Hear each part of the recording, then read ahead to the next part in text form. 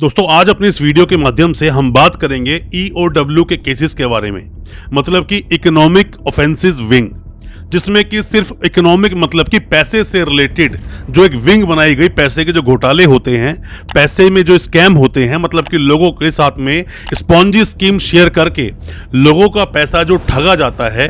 या फिर कई बार आपने सुना होगा कि बिल्डर्स बहुत सारे फ्लैट्स बेच रहे हैं, फ्लैट के नाम पर बहुत बड़ा अमाउंट ले लिया और अमाउंट लेने के बाद में किसी को फ्लैट के नाम पर कुछ भी नहीं मिला, या किसी कंपनी ने कोई स्कीम चलाई कि आप मुझे इतना पैसा दोगे हम डबल करके दे देंगे।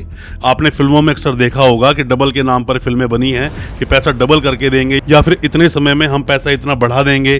तो ये सब भी सारे के सारे ईओडब्ल्यू में ही केसेस जाते हैं, जिसमें किसी भी तरह से पैसे को बढ़ाकर देना और बाद में पैसे को बढ़ाना तो छोड़ो, जो पैसा आपने इन्वेस्ट किया वो भी नहीं मिलता। ईओडब्ल्यू के मामलों में, इकोनॉमिक ऑफेंसेस विंग के मामलों में अक्सर देखा गया है कि 3 करोड़ से ज्यादा के मामले ही जाते हैं जो ईओडब्ल्यू केसेस जाते हैं। और साथ में ही या फिर अगर 3 करोड़ मामला नहीं भी है तो यहाँ 25 से ज्यादा अगर कंप्लेनेंट आ गए और अमाउंट बड़ा हो गया तो भी ये मामले ईओडब्ल्यू को चले जाते हैं।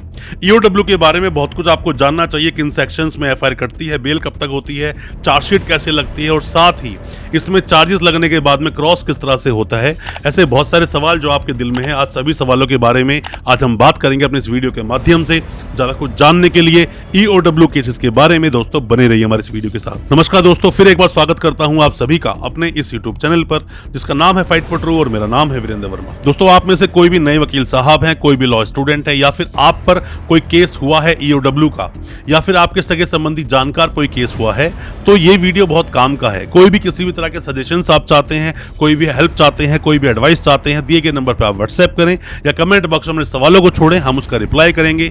हो सकता है हमारे किसी सजेशन से, हमारे किसी रिप्लाई से आप केस से बाहर निकल सकें, आपकी बेल हो जाए, आप बरी हो जाएं। हो सकता है हमारी एडवाइस आपके बहुत काम आ सके। दोस्तों होता क्या है कि हमने बहुत सारी वीडियोस अब तक बनाई हैं चीटिंग एंड फॉर्जरी पर, हमने ईओडब्ल्यू पर भी बहुत सारी वीडियोस अब तक बनाई हैं, बट अक्सर जो आप लोगों के सवाल आते हैं उन्हीं को हम लोग लेकर आते हैं। दोस्तों ईओडब्ल्यू के मामलों में जल्दी से बेल नहीं होती, किसी का नाम अगर ईओडब्ल्यू केस में आ गया जल्दी से बेल होगी नहीं। और सबसे बड़ा रोल प्ले करता है इसमें सेक्शन 409। सेक्शन 409 भी हालांकि क्रिमिनल ब्रीच ऑफ ट्रस्ट को ही दिखाता है। क्रिमिनल ब्रीच ऑफ ट्रस्ट, इसके अंदर लाइफ टाइम इम्प्रिजनमेंट का प्रावधान है, उम्र कैद का, 10 साल तक की सजा भी हो सकती है, फाइन भी हो सकता है। बेल जल्दी से लोगों को नहीं मिलती इसीलिए क्योंकि इसमें लोगों का पैसे के साथ में ठगी होती है। बहुत सारे लोग इसमें विक्टिम होते हैं जिनका पैसा ठग लिया जाता है। और ज्यादा समस्या क्या होती है, मान लीजिए किसी पर ये केस हो गया तो उसमें जो कंप्लेनेंट्स हैं वो बहुत सारे होते हैं। ये भी एक बहुत बड़ा रीजन है कि आपकी बेल नहीं होती।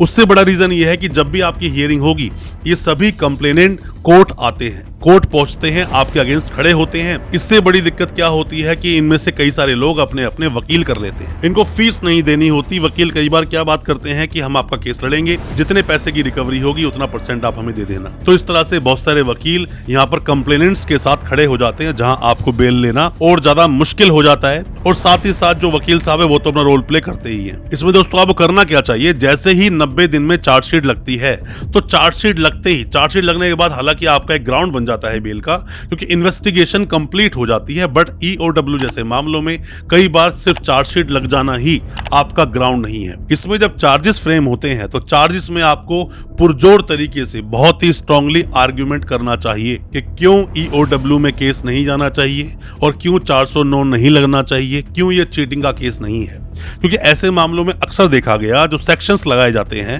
वो 420 सेक्शन होता है, 120 बी होता है, 409 होता है, कई बार इसमें 406 भी साथ में लगा दिया जाता है। पर ज्यादातर जो आपके मामले देखोगे दो अलग अलग तरह की एफआईआर बनती हैं। एक तो बनती है 420, 406, 120 बी, या फिर बनेगी 420, 409, 120 बी। इस तरह से इसमें एफआईआर दर्ज करी जाती है। ये मामले कोई भी हो सकते हैं दोस्तों, चाहे तो किसी बिल्डर ने फ्लैट्स के नाम पर ठगी कर दी, या किसी ने कोई स्पॉन्जी स्कीम चलाई उसमें ठगी कर दी, या कुछ सामान देने का वादा किया कि आप इतना पैसा भरोगे तो आपको इस तरह से पैसे मिलेंगे, उसमें ठगी कर दी, या फिर किसी इंसान ने अपनी कंपनी के साथ में करोड़ों की ठगी कर दी। जो भी मामला 3 करोड़ टॉप जाएगा वो सारे मामले ईओडब्ल्यू को शिफ्ट कर दिए जाएंगे। ईओडब्ल्यू के पास ये मामले सभी चले जाते हैं। और दोस्तों होता क्या है कि जब आप ईओडब्ल्यू के केसेस लड़ते हैं तो इसमें देखा गया है कि ज्यादातर मामलों में जो बेल मिलती है वो हाई कोर्ट या सुप्रीम कोर्ट से ही मिलती है, पर आपकी बेल सेशंस कोर्ट से भी हो सकती है अगर आपके वकील साहब आपका पक्ष अच्छे से तरीके से रखें। मतलब कि कोर्ट के सामने अगर उन्होंने आपका केस अच्छे से रखा, जज साहब को सोचने पर मजबूर कर दिया कि स्पॉन्जी स्कीम नहीं है। दोस्तों मान लीजिए किसी ने कोई स्कीम चलाई कि मैं आप सभी को, अगर आप मुझे 60,000 रुपए दोगे मैं आपको 1 लाख रुपए दूंगा, पर यही नहीं पता वो पैसा लगेगा कहां पर, आपको कोई इन्फॉर्मेशन ही नहीं पैसा कहां लगाने वाले हैं, तो ये पैसा अपने आप में एक तरह का जुआ है, एक तरह का सट्टा है, क्योंकि इसमें कोई स्किल नहीं है, ये बाय लक हो सकती है कोई चीज। तो ऐसे मामलों में तो ये मामले चलने ही नहीं चाहिए, क्योंकि जो पैसा ले रहा है वो तो ठग है ही, पर जो पैसा दे रहा है उसको भी तो नहीं पता, क्योंकि वो सिर्फ पैसा लगा रहा है उसके अंदर, वो सोचकर कि पैसा हमें डबल होकर आएगा। तो ऐसे मामले कई बार EOW से केस उड़ जाते हैं और केसों को देखना पड़ता है। दोस्तों हर केस अलग है। हमने जितने भी केस अब तक EOW के लड़े हैं, ज्यादातर केसेस में हमने ये देखा कि कंप्लेनेंट सामने खड़ा होता है, उनके वकील लोग सामने खड़े होते हैं और केस को लड़ना, फाइट करना थोड़ा टफ हो जाता है। लोगों की बेल तो हालांकि इसमें हो जाती है, पर थोड़ा वक्त लगता है, उस वक्त का इंतजार करना चाहिए। अगर आपके घर में कोई बीमार है, किसी की सर्जरी होनी है, ऑपरेशन होना है, तो ऐसे में आप इंटरिम बेल लेकर बाहर आ सकते हैं कुछ दिनों के लिए। आप मान लीजिए 2-4 बार भी अगर आपने इंटरिम बेल ले ली और टाइमली आपने अगर सरेंडर कर दिया, तो ये भी आपका एक ग्राउंड बन जाता है। रीजन टू बिलीव एक वर्ड होता है जो काउंट होता है, जो देखा जाता है कोर्ट के अंदर भी, कि हम इसको अगर बेल देंगे तो क्या वापस कभी ये आएगा। और आपको इंटरिम बेल मिली, टाइमली आपने सरेंडर कर दिया, और अगर आप जज साहब को समझा पाए कि कोई स्पॉन्जी स्कीम नहीं थी, ये पूरा प्रॉपर एक बिजनेस का हमारा एक प्लान था जो फेल हो गया। फेल हो सकता है प्लान, पर वो पैसा जो आपने लिया लोगों का वो तो भरना पड़ेगा। बेल हो जाएगी, ट्रायल चलेगा, ट्रायल चलता रहेगा, सालों साल ट्रायल चलता है, उसके बाद डिसाइड होता है कि आपको करना क्या है। हालांकि इसमें जो मामला है सबसे ज्यादा सीरियस 409 ही होता है, लाइफ टाइम इम्प्रिजनमेंट का प्रावधान है, 10 साल की सजा भी हो सकती है, फाइन भी लगाया जा सकता है। 420 में 7 साल की सजा है, 120 भी कॉन्स्पिरेसी के अंदर आता है। तो इनके ऊपर डिटेल में हम एक वीडियो लेकर आएंगे, कौन सा सेक्शन क्या बोलता है, उस पर भी वीडियो बहुत जल्दी मिलेगी। और बेल के क्या ग्राउंड्स होते हैं EOW में, उस पर ही बहुत जल्दी वीडियो लेकर आएंगे। उस वीडियो का आप इंतजार करें। हमारे इस चैनल पर बहुत सारी वीडियोस पड़ी हैं चीटिंग एंड फॉर्जरी के केसेस के ऊपर, वो वीडियोस भी आप देखेंगे तो बहुत तरह की आपको नॉलेज जरूर मिल जाएगी।